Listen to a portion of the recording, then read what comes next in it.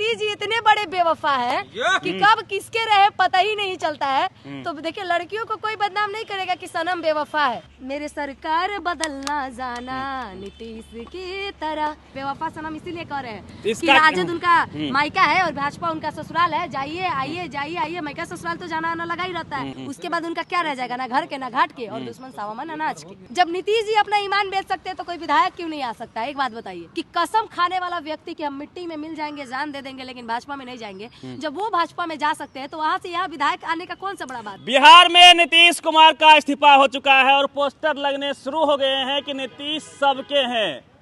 तो नीतीश कुमार एक बार फिर से पलटी मार गए हैं, 9वीं बार मुख्यमंत्री का शपथ लेंगे। इसी पे बात करेंगे। अंजलि जी एक्टिविस्ट है हमारे साथ।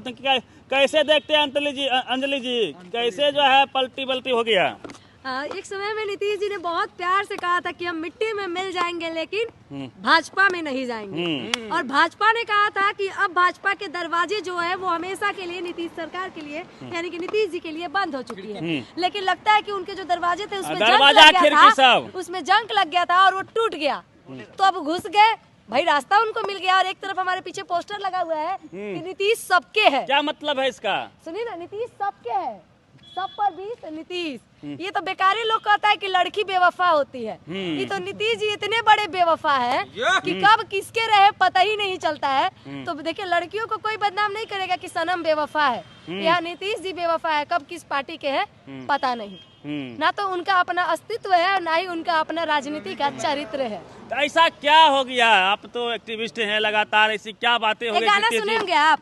हाँ। मेरे यार बदलना जाना मौसम की तरह, नीतीश जी है से मुझ पे ये लागू होता है। मैं जहाँ तक सोच पा रही हूँ उनके पे ये लागू होता है कि मेरे सरकार बदलना जाना नीतीश की तरह।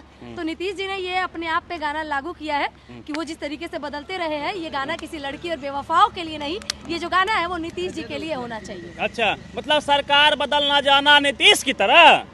कोई भी नेता कभी मत बदलना नीतीश की तरह, नहीं तो आपका चरित्र नहीं रहेगा। अब नीतीश का क्या कुछ बचा रह गया, ये बताइए। उनका देखिए अभी वो वैलेंटाइन मनाने गए हैं जी, बीजेपी में 7 फरवरी 14 फरवरी को होता है ना, 14 फरवरी को वो वैलेंटाइन मनाने गए हैं। भाई अपना प्यार व्यार का दिन मना ले, फिर 17 को उनका गिनती किया जाएगा कि आखिर 17 तारीख को उनके जिंदगी का राजनीतिक करियर का क्या होगा। अभी मास्टर क्या होगा बताइए। अब ये तो भाई सरकार डिसाइड करेगी, हमारी जनता है, हम जनता है, हम जनता के साथ खड़े हैं, जनता ने अपना डिसाइड कर। तो लालू जी भी जो है तैयारी में है, क्या तैयारी चल रही है बताइए? अंदर खाने की बात। समय में स्टार हुआ करते थे, अगर वो तैयारी में है ना तो उनके आगे नीतीश जी का क्या, भाजपा पूरे भाजपा को घुटना टेकना पड़ जाएगा।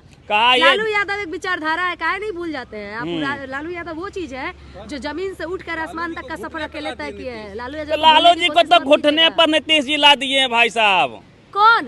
नीतीश जी। नीतीश जी घुटने पर लाने वाले कौन होते हैं? वो पत्ता चाटने आए थे भाई, वो अपनी मर्जी से यहाँ आए थे, वो अपनी मर्जी से गए। जब रो रहे थे तो लालू जी की चलती थी सरकार में, 3 उनके जो है मंत्री बदल दिए, लालू जी चुप, कुछ भी हो रहा है लालू जी चुप, नीतीश जी अपने मन से कर रहे थे। होगा राजनीति में, बिहार में ठंड है और राजनीति में गर्म है, गरमाई हुई है पूरा। बिहार में डोमिसाइल भी खत्म हुआ, इस पर क्या कहेंगे? नीतीश जी कर दिए। नीतीश जी ने देश हमारा कहते हैं कि बिहार में एक छवि बहुत अच्छा छोड़ा है। क्या किया हमको नहीं पता। अच्छा। लेकिन वो बेवफा होने का साबित करके गए हैं। और आज से कोई मत कहिएगा कि नीतीश जी एक का है, क्योंकि नीतीश जी का खुद बोर्ड लगा है कि नीतीश जी सबके हैं। अच्छा। वो कभी किसी के भी हो सकते हैं, उनका अपना अस्तित्व नहीं है।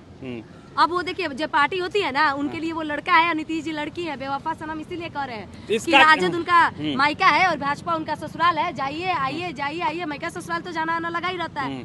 तो आपको क्या लगता है इसका कितना प्रभाव इंडिया गठबंधन पर पड़ेगा? 24 में क्या होगा? कुछ प्रभाव नहीं पड़ेगा। पूर्ण रूप से सरकार बनेगा और तेजस्वी जी सत्ता में आएंगे। तेजस्वी कैसे सत्ता में जाएंगे? कैसे नहीं आएंगे? युवा है, यंग है, हमारे हिसाब से। आपको अभी सुनिए ना, अभी जो टीवी अखबार में चल रहा है, अभी भी कुछ गुंजाइश लगती है? क्या लगता है आपको कि जदयू से कुछ विधायक टूट सकते हैं? बिल्कुल, क्या खेल बचा हुआ है? जहाँ तक हमें भी सुनने में आ रहा है कि जदयू से लगभग 17 विधायक जो है वो राजद में आने वाले हैं। तो अगर ऐसा हो गया तो नीतीश जी की कहीं ना कहीं पार्टी का अस्तित्व खत्म हो जाएगा, जदयू का अस्तित्व खत्म हो जाएगा। तो ये नीतीश जी के लिए बड़ा भारी नुकसान होगा। नीतीश के अगर भाजपा ने उन्हें सच में वो दर्जा नहीं दिया जिस वजह से ये राजद छोड़ के गए हैं, उसके बाद उनका क्या रह जाएगा, ना घर के ना घाट के, और दुश्मन सावामन अनाज के।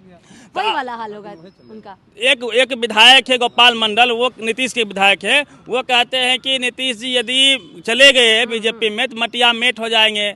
तो वो ये जो इशारा है किस ओर है, क्या ये लोग छोड़ देंगे जदयू को? देखिए हम लोग सुन रहे हैं कि बीजेपी से भी कुछ विधायक राजद में आ रहे हैं और जेडीयू से भी कुछ विधायक राजद में आ रहे हैं, तो कहीं ना बीजेपी कहीं वाला कहा आएगा। सुन तो रहे हैं। अब देखिए राजनीति है, जब नीतीश जी अपना ईमान बेच सकते हैं तो कोई विधायक क्यों नहीं आ सकता है? एक बात बताइए, राजनीति वो दुनिया है ना जिसमें कभी भी कुछ भी हो सकता है। समझ रहे हैं कि कसम खाने वाला व्यक्ति कि हम मिट्टी में मिल जाएंगे, जान दे देंगे, लेकिन भाजपा में नहीं जाएंगे, जब वो भाजपा में जा सकते हैं तो वहाँ से यहाँ विधायक आने का कौन सा बड़ा बात तो है? चले थे पीएम बनने, इंडिया गठबंधन बना रहे थे, सबको एकजुट कर रहे थे, फिर अचानक ऐसा क्या हो गया भाई? अच्छा, प्रधानमंत्री बनने के लिए उनको सपना देखना होगा। अगर ढंग से रहते तो शायद उनको मौका भी दिया जाता प्रधानमंत्री के लिए, लेकिन जिस तरीके से वो अपने ही पैर पे कुल्हाड़ी मारे हैं राजनीति की दुनिया में, वो चीज वो खुद के लिए गलत किए हुए हैं।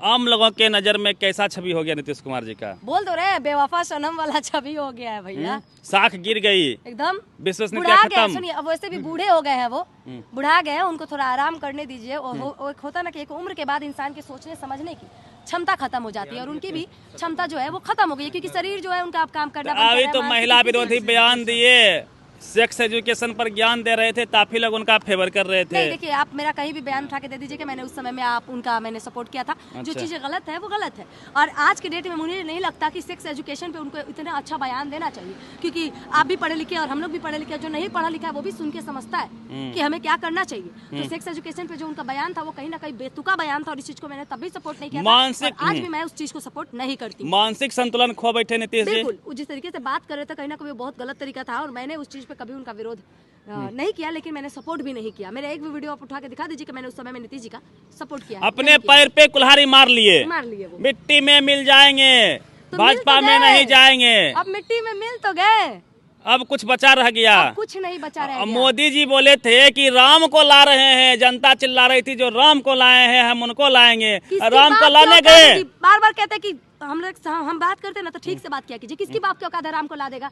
हमको तो पता है कि जब से हम जन्मे हैं तब से राम को हम जानते हैं। हाँ। कोई राम को लाने वाले कौन है? सुनिए ना, क्वेश्चन सुनिए पूरा पहले। जो राम को लाने गए थे पलटू राम लेके चले आए, कितना फायदा? हम ये पूछ रहे हैं आपसे। कोई फायदा नहीं हुआ, राम को कोई लाया नहीं है। अच्छा। हमारे राम शुरू से हमारे साथ थे, और इस दुनिया को बनाने वाले राम है, और राम को लाने वाले कौन है मुझे बता दीजिए। मोदी जी तो पूरा मोदी जी लाया है, बुलवाए मोदी जी से, एक दिन आके कहे मोदी जी को। अब उनके साथ नीतीश जी भी हो गए। सुप्रीम कोर्ट ने मेरे वजह से राम मंदिर का फैसला हित में दिया है। मोदी अब जो है पहले धीरे से बोलते थे कि 400 पार, अब तो जोर से बोलेंगे 400 पार। इंडिया गठबंधन का संयोजक ही ले गए, विफल हो गया है। बोलते थे ना, राम मंदिर बनाया ताकि हम 2024 का चुनाव जीत जाए, लेकिन राम मंदिर का जो चाल है उनका विफल हो गया, और उनको नीतीश जी को अपने अंदर लाना पड़ा ताकि बिहार के कुछ सीट उनके बीजेपी में चला जाए, क्योंकि जीतने के गुंजाइश तो थी नहीं, क्योंकि बिहार में भाजपा का आना नामुमकिन था। तो दल बदल कर सकते हैं लोग, क्योंकि राजनीति में वैसे भी भाजपा जो है वो गंगा नदी है, जिसमें जितने भी पापी हो और धूमिल छबिल का व्यक्ति हो, वो भाजपा में जाते ही साफ छवि के हो जाते हैं। सड़क के जो चले उसे सरकार कहते हैं, और जो हर बात में पलट जाए उसे नीतीश कुमार कहते हैं। ये बात मेरा नहीं है, नीतीश जी ने अपने छवि दिखाई है जनता को, जनता के सामने रखी है, और जनता डिसाइड करेगी कि नीतीश जी का राजनीतिक करियर था, अब जनता उसका क्या हासिल करेगी, अब नीतीश जी क्या भुगतेंगे ये नीतीश जी समझे। हाँ, तब तक उनको खुश रहने दीजिए ताकि वो वैलेंटाइन मना ले। अपने कहते हैं ना कि कब तक खेलेंगे मोदी के गोदी में, आना तो लालू जी के ही चरणों में है, उनको जब उनका दर्द खत्म हो।